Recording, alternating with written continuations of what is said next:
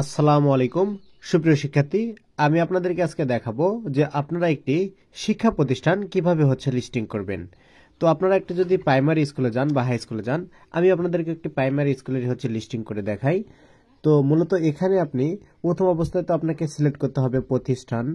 তিনটা অপশন আছে, তো তিনটা অপশনের মধ্যে আপনাকে প্রতিষ্ঠানটা অবশ্যই সিলেক্ট করতে হবে। প্রতিষ্ঠানটি সিলেক্ট করার পরে দ্বিতীয় নম্বরে আপনি পেয়ে যাবেন ইউনিটটি কি স্থায়ী নাকি অস্থায়ী। তো এক্ষেত্রে প্রতিষ্ঠান তো অবশ্যই স্থায়ী হবে, সেক্ষেত্রে আপনি স্থায়ী দিবেন। যেহেতু আমি প্রাইমারি স্কুল দেখাচ্ছি, তো বিষয়টা একটু লক্ষ্য করুন। এরপরে ইউনিটের অর্থনৈতিক কর্মকাণ্ডের ধরন, অবশ্যই এটা সেবা হবে। এরপরে ইউনিটের মালিকানা, আপনারা দেখবেন বেশিরভাগ ক্ষেত্রেই প্রাইমারি স্কুলগুলো সরকারি হয়ে থাকে, সেক্ষেত্রে আপনি সরকারিটা সিলেক্ট করবেন। এছাড়াও যদি সরকারি ব্যতীত অন্য কোনো প্রাইভেট লিমিটেড থাকে, কেডি স্কুল যেগুলো হয় বা অন্যান্য যেগুলো স্কুল থাকে, সেক্ষেত্রে শুনে এখানে আরও অপশান আছে, আপনারা সেগুলো দিবেন। তো এরপরে আমরা 4 নম্বর অপশানে যাওয়ার পরে ইউনিটের নাম বা প্রতিষ্ঠানের নাম, তো আমরা এখানে স্কুলের নামটা সিলেক্ট করব। তো আমি একটা স্কুলের নাম দিচ্ছি তুরুকবাড়িয়া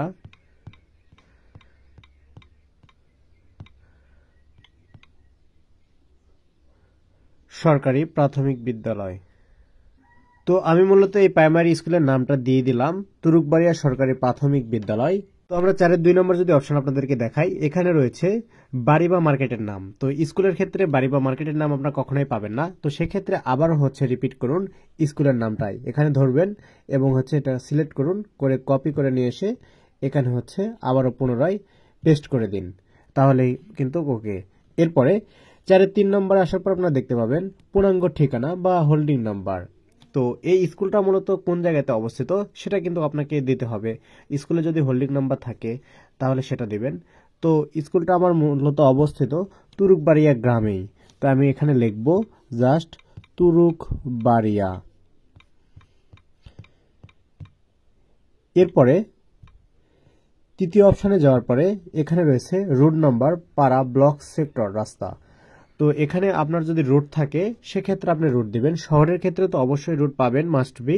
গ্রামের ক্ষেত্রে আমি বলছি, গ্রামের ক্ষেত্রে আপনারা রুট নাও পেতে পারেন, তো সেক্ষেত্রে আপনারা দিতে পারেন। যদি ওর পাশ দিয়ে কোনো একটা বড় রুট যায় তাহলে ওটা উল্লেখ করুন যে এই পাড়া থেকে, বা এই পাড়া না, বাজারের নামটা উল্লেখ করবেন যে মিঠাপুর বাজার থেকে পাজরভাঙ্গা বাজার রুট, বা এরকম কিছু একটা দিয়ে উল্লেখ করুন। তো আমি মূলত এখানে দিচ্ছি।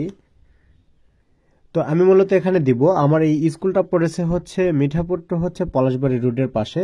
তো এই রুটটা আমি রুটের নামটা দিব, কোনো নাম্বার নাই, তো জাস্ট এমনিতে নাম দেব যে মিঠাপুর টু পলাশবাড়ি রোড।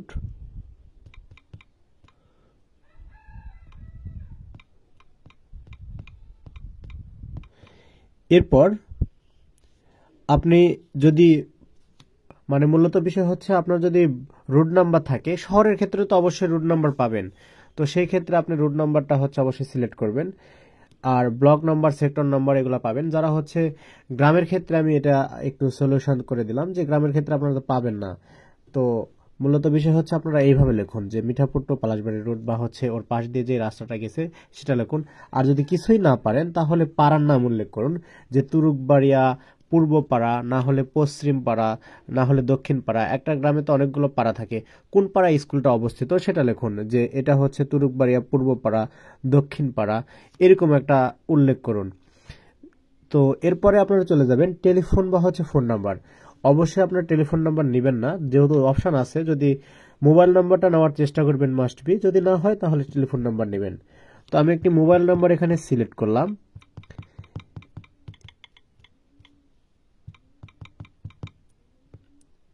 এরপরে ইমেইল, অবশ্যই ইমেইল থাকবে একটি প্রতিষ্ঠানে। ইমেইলটা আপনারা জেনে নেবেন, নেওয়ার পরে এখানে ইমেইলটা দিবেন। প্রতিষ্ঠানের ক্ষেত্রে আপনারা কিন্তু ইমেইল পাবেন। এরপরে 5-এর 1 নম্বর যে অপশনটি পাবেন ইউনিট প্রধানের লিঙ্গ, সেটা একটি স্কুলের প্রধান, সে পুরুষও হতে পারে মহিলা হতে পারে, সেক্ষেত্রে পুরুষ বা মহিলা সিলেক্ট করুন। এরপরে ইউনিটের প্রধানের বয়স, তার বয়স নির্ধারণ করে দিবেন। তো আমি এখানে দিলাম সে 35 বছর। এরপরে 5-এর 3 নম্বর অপশন আসার পরে আপনারা এখানে দেখতে পাবেন একটা শিক্ষকের ক্ষেত্রে শিক্ষাগত যোগ্যতা কতটুকু রয়েছে সেটি আপনারা সিলেক্ট করবেন। তো আমি এখানে একটি দিলাম বিএসসি এরপরে 5-এর 4 নম্বর আসার পরে আপনারা দেখতে পাবেন ইউনিটটি কোন সালে আরম্ভ, প্রতিষ্ঠানটি কত সালে প্রতিষ্ঠিত হয়েছে সেটা লিখুন।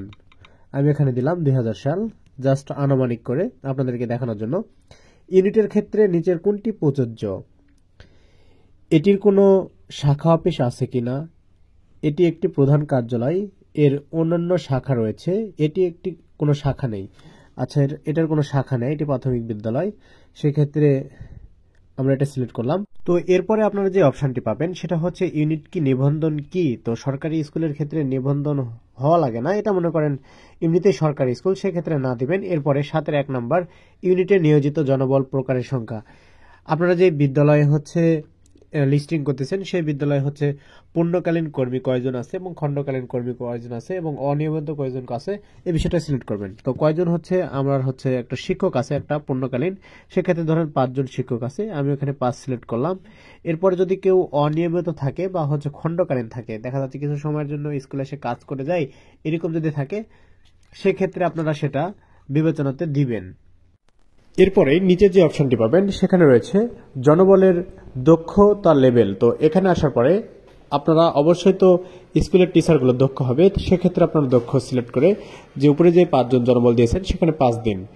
এরপরে আপনারা একটি বিষয় দেখবেন যে স্কুলে মহিলাও থাকে, মানে ম্যাডাম তো অবশ্যই থাকবে, সেক্ষেত্রে দেখা যাচ্ছে আমি দিলাম 3 জন স্যার থাকে, 2 জন ম্যাডাম থাকে, সেক্ষেত্রে এখানে পুরুষ দিবেন 3 জন, মহিলা দিবেন 2 জন, তাহলেই কিন্তু ওকে হয়ে যাবে। এবং উপরে আর নিচে ওখানে যদি 5 জন দেন, নিচেও কিন্তু 5 জনই সিলেক্ট করতে হবে। এরপরে ইউনিটটি প্রতিবন্ধী জনবল আছে কি, যদি প্রতিবন্ধী থাকে সেক্ষেত্রে প্রতিবন্ধী দিবেন, না থাকলে এখানে না সিলেক্ট করুন। এরপরে 7-এর 4 নম্বর ইউনিটে বিদেশি জনবল আছে কি, এক্ষেত্রে না দিবেন। ইউনিটের প্রধান অর্থনৈতিক কর্মকাণ্ড বিস্তারিত বিবরণ, এটাই মূলত হার্ড বিষয়, এই বিবরণটা আপনাকে বুঝতে হবে। তো আমি মূলত একটি প্রাথমিক বিদ্যালয়ের ক্ষেত্রে যে বিবরণটা দিচ্ছি এটা আপনাদের মাঝে শেয়ার করি। তো আমি প্রথমে ভয়েস অন করব, অন করার পরে আমি লিখব এটি একটি প্রাথমিক বিদ্যালয়, এখানে প্রথম শ্রেণী হইতে 5ম শ্রেণী পর্যন্ত শিক্ষাদান করা হয়। এটা আপনারা বিস্তারিত বিবরণ দিয়ে দিবেন। এরপরে নিচের অপশন যে কোডটি রয়েছে সেটা তো অফিস কর্তৃক পূরণ হবে, এটা নিয়ে আপনাদের ভাবতে হবে না। এরপরে 8-এর 3 নম্বর এই অপশনে আসবেন এবং আসার পরে এখানে আপনারা দিবেন, এখানে 4টা বিবরণ দেওয়ার কথা বলা হয়েছে, তো জাস্ট আমি এখানে একটা বিবরণী দিব। শুধু আমি লিখলাম এখানে প্রথম শ্রেণী হতে 5ম শ্রেণী পর্যন্ত শিক্ষাদান। এরপরে আমরা 9 নম্বর অপশনে চলে যাব এবং 9 নম্বর অপশনে রয়েছে ইউনিটি স্থায়ী সম্পদের মূল্য, এখানে 1 টাকা থেকে 10 লক্ষ টাকা পর্যন্ত, এটা আমি দিয়ে দিলাম। এরপরে মূলধনের প্রধান উৎস, এটা আপনারা অবশ্যই জেনে নেবেন যে প্রাইমারি স্কুলের ক্ষেত্রে এটা সরকারি প্রতিষ্ঠান, নিজস্ব তহবিল অনেক সময় থাকে না, সেক্ষেত্রে আপনারা প্রযোজনে সিলেক্ট করুন, আর যদি থাকে সেক্ষেত্রে জেনে সিলেক্ট করবেন। এরপরে 11-এর 1 নম্বর ইউনিটের বর্তমান প্রবাসী বাংলাদেশি বিনিয়োগ আছে কি না। এরপরে 11-3 ইউনিটের বর্তমান বিদেশি বিনিয়োগ আছে কি না। ইউনিটে বিদ্যুৎ সুবিধা, জাতীয় গিট, ইউনিটের হিসাব ব্যবস্থা, এটা প্রতিটা স্কুলে মাসিক হয়ে থাকে, তো আমরা মাসিকটা সিলেক্ট করব। এরপরে ইউনিটের বেতন মজুরি প্রদানের ধরন, এক্ষেত্রে আমরা বেতন পেয়ে থাকি, মানে ছাত্ররা বেতন পেয়ে থাকে মাসিক, সেক্ষেত্রে মাসিক দিব। এবং বেতনটা কিন্তু ব্যাংকিং এর মাধ্যমে বা চেকের মাধ্যমে পেয়ে থাকে, সেক্ষেত্রে ব্যাংকিংটা সিলেক্ট করলাম। এরপরে 18-2 নম্বর ইউনিটির গবেষণা উন্নয়ন নাই। ইউনিটের অগ্নি নির্বাপন ব্যবস্থা, এক্ষেত্রে আপনারা দেখবেন এখন যেগুলো নতুন বিল্ডিং করতেছে সরকারিভাবে, সেগুলো নতুন বিল্ডিংয়ে প্রাইমারি হোক বা হাই স্কুলে হোক অগ্নি নির্বাপন ব্যবস্থা কিন্তু থাকে। তো আপনারা দেখে নেবেন যে অগ্নি নির্বাপন ব্যবস্থা আছে কিনা, যদি থাকে তাহলে হ্যাঁ দিবেন, যদি না থাকে তাহলে না দিবেন। এবং হ্যাঁ দেওয়ার সাথে সাথে এখানে কিন্তু আরেকটি অপশন চলে আসবে, সেটা 19-এর 2 নম্বর অগ্নি নির্বাপন ব্যবস্থা থাকলে তা নিয়মিত রক্ষণাবেক্ষণ করা হয় কি, এক্ষেত্রে যদি রক্ষণাবেক্ষণ করা হয় তাহলে হ্যাঁ দিবেন, না হলে এখানে না দিবেন। এরপরে 20-এর 1 নম্বর ইউনিটের বর্জ্য ব্যবস্থাপনা সম্পর্কিত কোনো ব্যবস্থা কার্যকর আছে কি, এক্ষেত্রে দেখবেন প্রতিটা স্কুলে যদি বর্জ্য ফেলার জন্য কোনো নিয়ন্ত্রণ করার জন্য কোনো ব্যবস্থা থাকে সেক্ষেত্রে আপনারা হ্যাঁ দিবেন, না হলে না দিবেন। প্রতিষ্ঠানটির ফায়ার সার্ভিসের ছাড়পত্র, এটা না। প্রতিষ্ঠানের নিম্নলিখিত সুবিধা আছে কি, টয়লেটের ব্যবস্থা, অবশ্যই একটা প্রতিষ্ঠানে টয়লেট থাকবে, সেক্ষেত্রে হ্যাঁ দিবেন। এবং মহিলাদের জন্য যদি পৃথক টয়লেট থাকে তাহলে হ্যাঁ দিবেন। এরপরে ডে কেয়ার ব্যবস্থা না, কর্মীদের নিজস্ব পরিবহন, যদি কোনো নিজস্ব পরিবহন থাকে তাদের তাহলে হ্যাঁ দিন, না হলে এখানে না সিলেক্ট করুন। এরপরে 21-5 নম্বর কর্মীদের নিরাপত্তা ব্যবস্থা। এক্ষেত্রে আপনারা নিরাপত্তা অবশ্যই থাকবে, যদি থেকে থাকে তাহলে হ্যাঁ দিবেন, আর অপশন কিন্তু দুইটা নাও আছে। এরপরে স্বাস্থ্যসেবা, এখানে যদি না থাকে না। এরপরে ইউনিটের TIN ট্যাক্স পেপার আইডেন্টিফিকেশন ব্যবস্থা। এখানে আপনারা মূলত বিষয় হচ্ছে শিক্ষা প্রতিষ্ঠানের ট্যাক্স পেপার অনেক সময় হয়তো বা নাই, আমার এটা একটু কনফিউজ আছে, তো আপনারা একটু শুনে নেবেন যে ট্যাক্স পেপার আছে কি না। যদি হ্যাঁ হয় তাহলে হ্যাঁ দিন, না হলে এখানে না সিলেক্ট করুন, আর না হলে এখানে পুজোর জন্য অপশনটি আছে সেটা ব্যবহার করুন। এরপরে ইউনিটের 23-24 অর্থ বছরে মোট কত টাকা আয় হয়েছে। তো একটি প্রতিষ্ঠান, সরকারি যদি প্রতিষ্ঠান হয় সেক্ষেত্রে কিন্তু আয় কিন্তু থাকে না, তো সেক্ষেত্রে আপনারা 0 দিতে পারেন। এবং ইউনিটের 23-24 অর্থ বছরে মোট ব্যয়, এটাও কিন্তু আপনারা 0 দিতে পারেন, কারণ এটি সরকারি প্রতিষ্ঠানে কখনো হচ্ছে আয় ব্যয় মানে ওদের পার্সোনালভাবে থাকে না।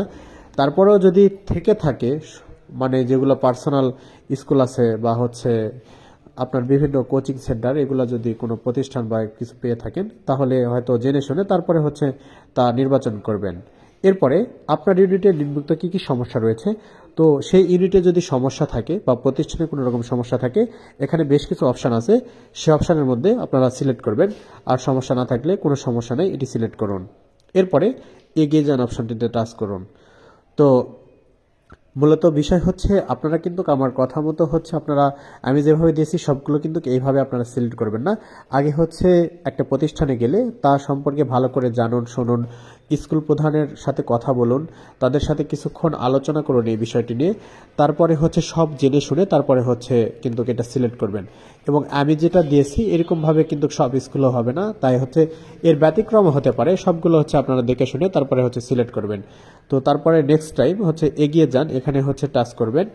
এরপরে আপনারা যদি সার্ভারে প্রেরণ করতে চান তাহলে সরাসরি এখানে নিচে সেভ করে জমা দিন, এখানে টাচ করুন, না হলে সেভ করুন রাখুন, আর যদি কোথাও ভুল হয়ে থাকে তাহলে সংশোধন করার অপশন রয়েছে বাম পাশে, সংশোধন করুন। তো যাই হোক, সবাই ভালো থাকুন, সুস্থ থাকুন, আসসালামু আলাইকুম।